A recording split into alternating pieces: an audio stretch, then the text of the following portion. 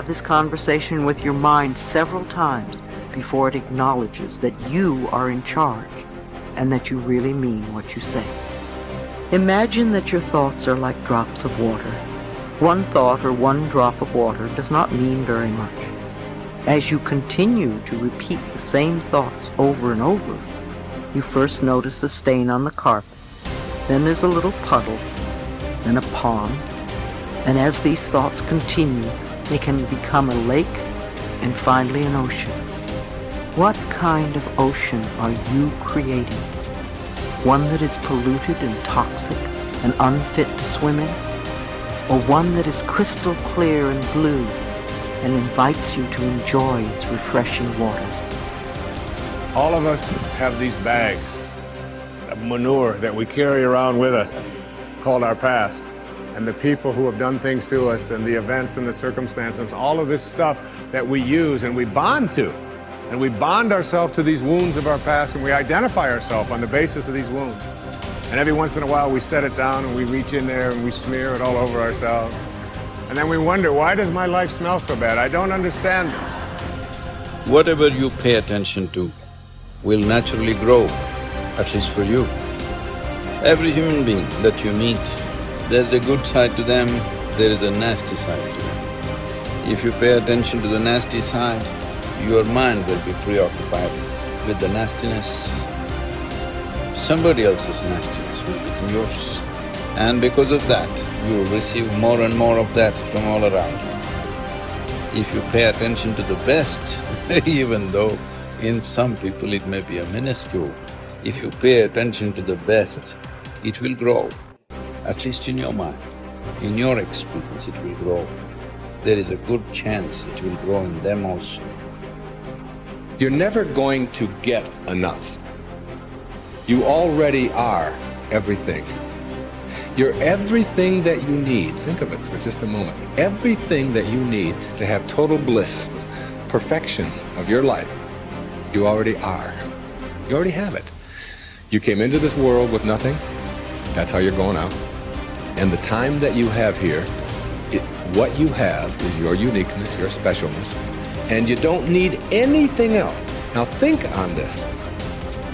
If you don't know how to appreciate what you have and where you are in your life, you don't need anything else. Because if you do get something else, you won't know how to appreciate that either. You'll just want more. Or you'll want it to be different. Or you'll want it to be the way it used to be. Or you'll want someone else to be the way you think they should be. If we are willing to turn our lives over to this greater power within us, the power that loves and sustains us, we can create more loving and prosperous lives.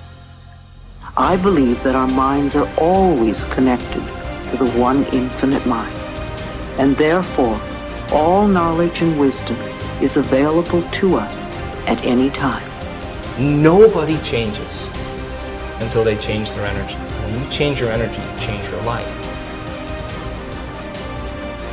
See, it has nothing to do with the external activity that you're doing.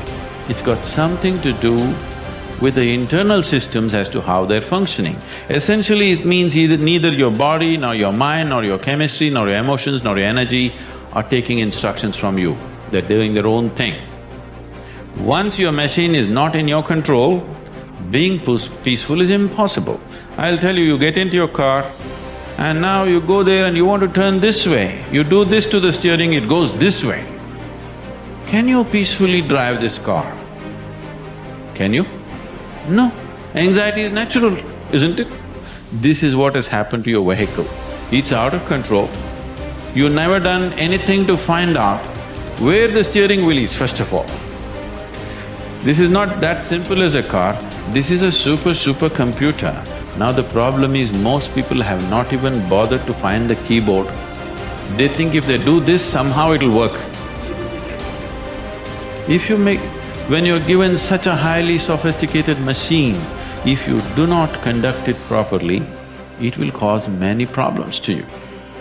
By accident it's working. I want you to know this is made this way. If you hold your hands like this, it'll breathe one way. If you just turn it around, the very way you breathe, the breathing pattern itself changes in your lungs. You can try it if you want when you have the time. This way, this way. I'm saying everything that you do, fundamental changes are happening in this machine because it's such a sophisticated machine. It's more than a touch screen. If you just wish it, it will happen. When you have such a sensitive and sophisticated machine and you are operating like a blacksmith, then being peaceful seems to be difficult. Peace is not the highest goal in your life, it is the most fundamental requirement. Don't ever set peace as the highest goal. If you do that, you'll only rest in peace. You must see, to be peaceful is the first thing in your life, isn't it? If you want to do anything sensibly in your life, if you want to conduct any situation in your life sensibly, to be peaceful and happy is fundamental. All improvement in your life begins with an improvement in your mental pictures. We know that because of the law of correspondence, that your outer world tends to be a mirror of your inner world. This means that what you see on your outside, what you see in your relationships, your health, your work, your customers, and so on, tends to be a result of the pictures you have inside. We also know that your self-image controls your performance. Because the way you see yourself and think about yourself inside determines how you act on a day-to-day basis. If you see yourself and think about yourself as an extraordinary person, if you see yourself as a success, if you see yourself as happy, positive, confident, in control, if you see yourself as a loving parent or spouse, you will act that way toward others. So therefore, all improvement in your life begins with an improvement in your mental pictures, with you consciously and deliberately selecting the pictures that you're going to allow your mind to dwell upon. And that word dwell is terribly important. When you dwell upon a picture, your subconscious mind, just as with affirmations, accepts the picture as a command and goes to work to bring that picture into your reality. It's the most phenomenal thing.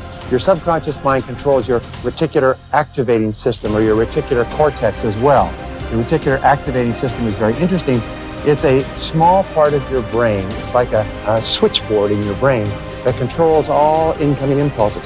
Let me give you an example. If you begin to tell your brain that you intend to be a great success in your field, that you are going to move to the top, that you're going to be one of the most esteemed people in what you do, if you're going to make a lot of money, whatever it happens to be, this is accepted as a command. The reticular cortex switches on all these switches, and from then on, you begin to see all kinds of possibilities that help you move toward achieving that goal.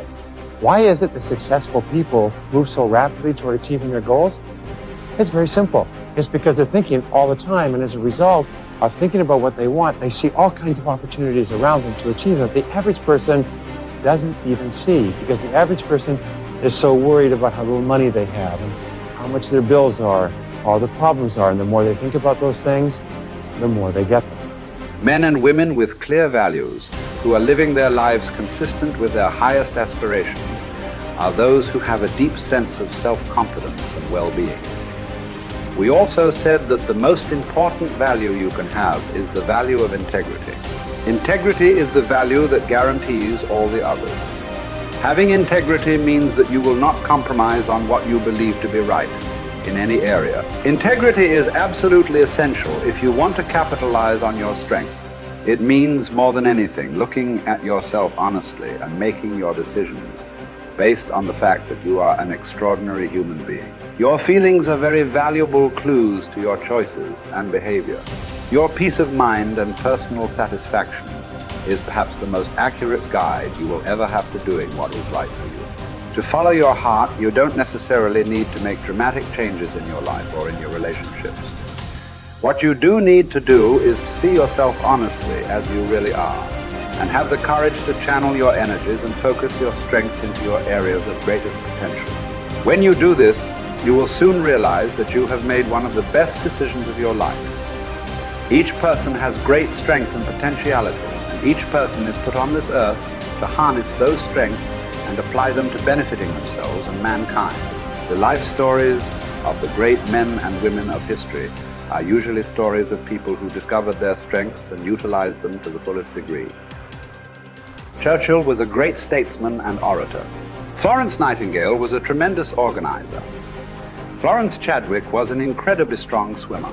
Abraham Lincoln was a far-sighted and compassionate politician and president. Mother Teresa was a truly loving human being with an infinite capacity to care for and support the sick and dying people of Calcutta.